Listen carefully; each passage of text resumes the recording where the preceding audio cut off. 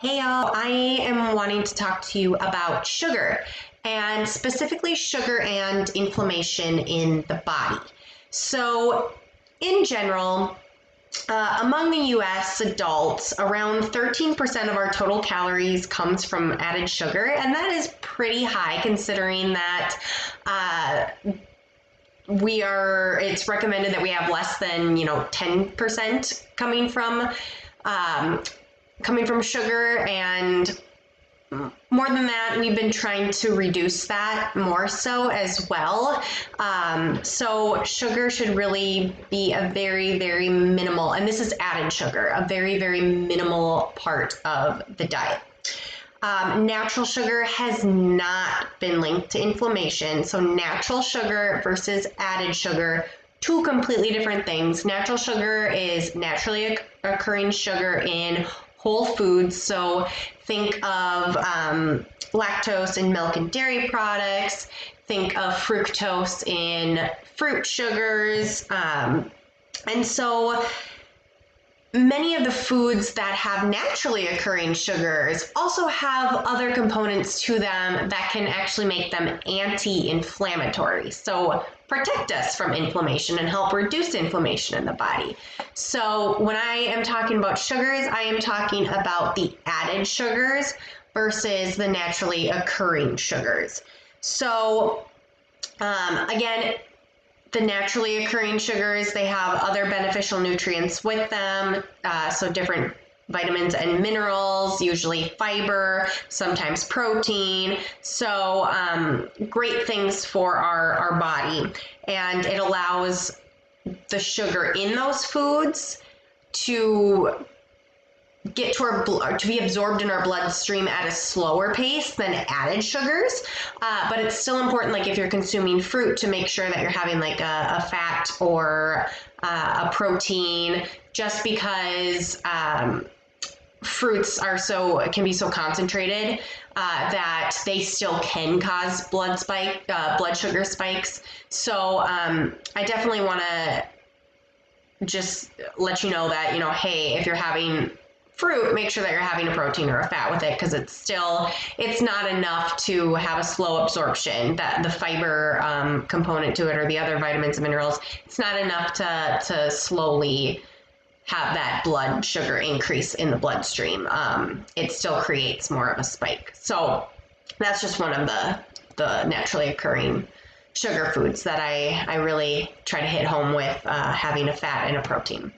So in general, like inflammation, the inflammatory response in the body is important. It is necessary for us to live. It's a normal activity for our immune system and a good thing. We need this to survive. When injured or infected, the body's immune system comes to our defense so that, we can rid of whatever is affecting us, attacking us, and we can get well and heal and move on. So chemical messengers, they act as a repair team. We have pathogens, so those chemical messengers go and kill the pathogens that are causing any infection. They clear out damaged tissues and create an environment that enables healing.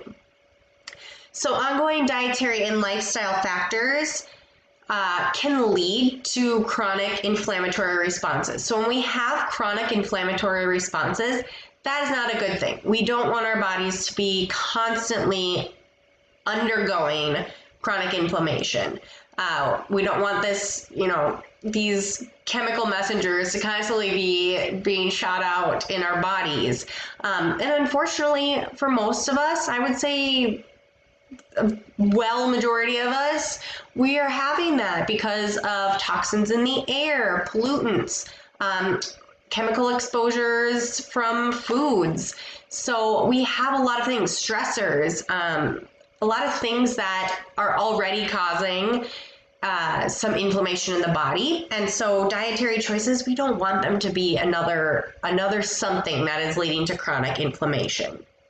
So when we have chronic inflammatory responses, our response becomes dysfunctional, our response reacts inappropriately, and it leads to damage and disease in the body. So we can get autoimmune diseases like rheumatoid arthritis, lupus, respiratory diseases, think of like asthma, cardiovascular diseases, cancers, functional disorders, so like inflammatory bowel disease, mood and mental disorders, think of anxiety and depression, allergic disorders, type 2 diabetes, all those things and more. With that chronic inflammation, it really can lead to a lot of not great things.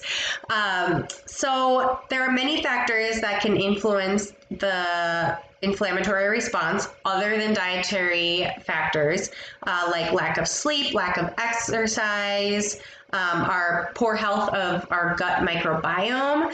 So even something called like leaky gut, excess weight, persistent stress, exposure to toxins and pollutants, certain medications as well. So, and a lot of people are on medication. And so, again, we don't want to have nutrition be another thing to add to that.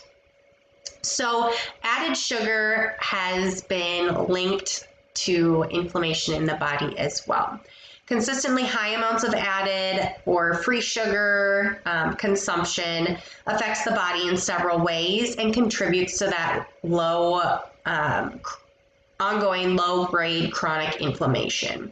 So it can contribute to altered and poor health of the gut microbiome, so permeability in the gut, which means that the lining of our gastrointestinal tract or our intestines, the little barriers that help keep foods that shouldn't be in there out, actually gets bigger. So it allows foods that are not supposed to go in there and into different areas, it allows them to go in there. And so we get this permeability or leaky gut. So the walls of our intestines are not intact like they should be. They're not doing their jobs. And so excess weight is another way that sugar can contribute. Insulin resistance, poor sleep, increased LDL or bad cholesterol, and presence of high levels of advanced glycation end products or AGEs. In the body. So these can actually be present in certain foods, and typically it's like the highly processed foods, but overcooked foods as well. You can find these. So when we have AGEs in excess, these compounds can also trigger an inflammatory response. So AGEs can be formed in the body, and it's more likely to occur when we have higher intakes of sugar. Because sugar in the bloodstream, like if we have high blood sugar from overconsumption of sugar, the sugar in our bloodstream then attaches to proteins or fats, and that leads to this AGE, and that leads to inflammation and oxidative stress, which is bad for the body and our cells, and can lead to damage. So there are immediate responses in the body as well when we have a higher intake of sugar. So when we have a higher intake of added sugar or free sugar, our body absorbs it really quickly. So our blood sugars rise really, really quickly, and then they drop really, really quickly, because when they rise really quickly, our pancreas gets signaled, and then it creates this hormone called insulin. Insulin goes to the bloodstream, grabs that sugar to try to help regulate that bloodstream, and it takes it to the cells so that, that sugar can be used. But if we're having if we're having consistently high blood sugars, that means insulin is consistently being thrown out there, which means that we're making a lot of insulin.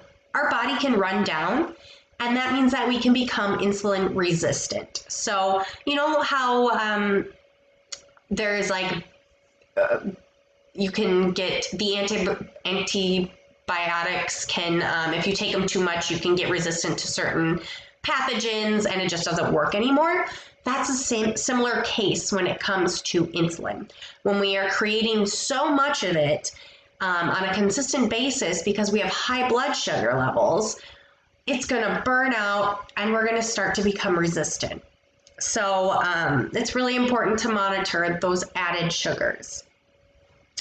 So potential long-term health problems from added sugar: heart disease, cancer, diabetes, obesity, liver disease, and specifically fatty liver disease. So fat starts to build up in our liver. Inflammatory bowel disease. Typically, again, like I mentioned, we have this gut permeability, so it can lead to a lot of digestive issues.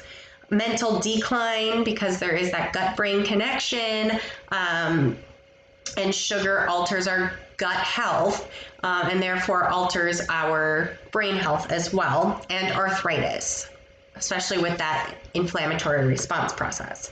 So ways to reduce inflammation and sugar: replace processed foods with whole unprocessed foods, reduce your fructose consumption, reduce or eliminate processed drinks, read the food labels, look for ingredients that indicate that sugar is added in there, read how much added sugar, now that that's on the label, read how many grams is added, choose whole grain carbohydrates, consume more fruits and vegetables in their whole form, increase your intake of antioxidant-rich foods. So that's going to be your fruits and vegetables. Try to get the colors of the rainbow. It's going to be your nuts, your seeds, avocados, oily fish, olive oils, those kinds of things. Keep active. Regular physical activity can help prevent weight gain and inflammation. And staying active helps use that sugar in the body, helps our cells use that extra sugar in the body, so we're able to reduce it. Manage stress levels, so incorporate different relaxation techniques. Maybe use exercise as a way of relaxing and reducing stress.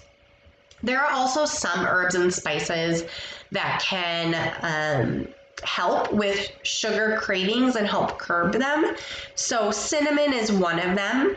You can use it in smoothies, put it on apple slices, try it in yogurt, put it on some vegetables, sauteed vegetables, roasted vegetables. I like to put it on sweet potato. It can help with controlling blood glucose levels. Fenugreek also helps with controlling blood sugar. It tastes similar to like maple syrup or burnt sugar. Also contains different minerals and nutrients. And you can add this to different spice blends, tea blends, curry powder, add to plain yogurt, put on sauteed greens like kale. It's pretty common in Indian and Middle Eastern foods. And then another one is cloves. Has blood sugar regulating properties, also has other nutrients within it, and can help stop sugar cravings as well. Use it in tea, especially chai teas is where you can find it. You can add it to sauces or stews. I know for Christmas we used cloves in our homemade spaghetti sauce, and it was so good. You can sprinkle it over roast vegetables, use in marinades, that kind of stuff. Ginseng is another one. It's an adaptogenic root. Can help boost the immune system among other benefits as well. Helps with blood sugar stabilization, contains antioxidants, and typically this is used in teas. Rooibos tea, peppermint tea, and licorice root tea are also helpful as well if you enjoy teas. So they can help reduce those sugar cravings, and some of them, like the licorice tea or the rooibos tea, can help bring in some of that sweet flavor if you're craving flavor. And carrots for me have been really helpful with like snacking if I'm craving something sweet, or sweet potatoes. Carrots are, I guess, a little higher in the naturally occurring sugars for vegetables. So it helps with reducing that sugar craving, and provides your body with fiber and other nutrients. So it's a win-win. But yeah, sugar has a huge role when it comes to inflammation, and so it's really important to be mindful on how much you're consuming. Really limiting or avoiding it, having it as a special treat once in a while is not a bad thing. So yeah, it's all about being aware, being mindful, and really trying to reduce it in ways that you can. So I hope that you found that helpful. All right, take care, guys.